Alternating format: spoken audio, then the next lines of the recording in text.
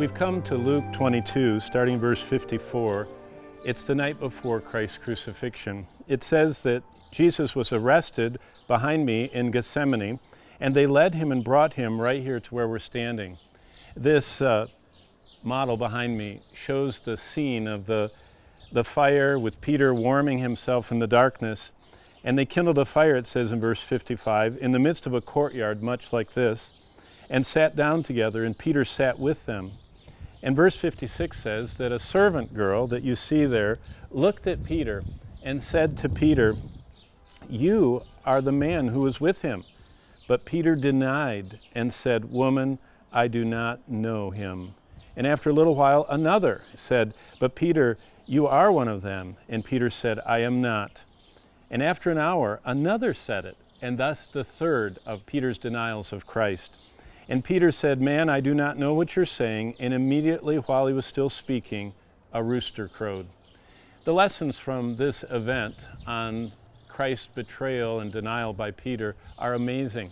It tells us that while Peter was saying this, the Lord turned and looked at Peter. And then Peter remembered what the Lord said. While Peter was down here, worried, fearful, and denying Christ, Jesus was up on the upper balcony being mocked, the scriptures say, being slapped, being hit, blindfolded, and cruelly treated.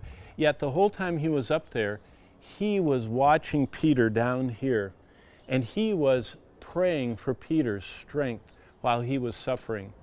A lesson from this spot that is so moving to me is that Jesus always knows where we are. Jesus always is watching us. Jesus told Peter, "Be careful, the time is coming and you're going to betray me." And Peter said, "No, I'm not going to betray you." And Jesus was showing him in this passage that he is in control, that he knows every event surrounding our lives. And Peter saw that when Jesus turned, as it said, and immediately while he was still speaking, the rooster crowed, just like Jesus had said it would.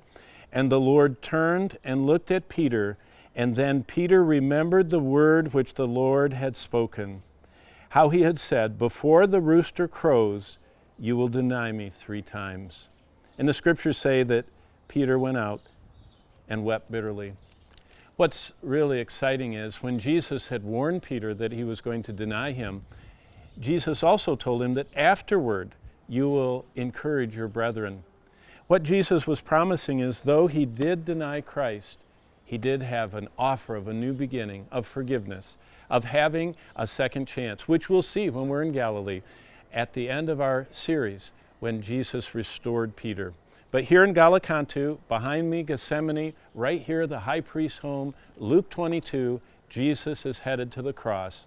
But even on his last night and his betrayal, he's still in control.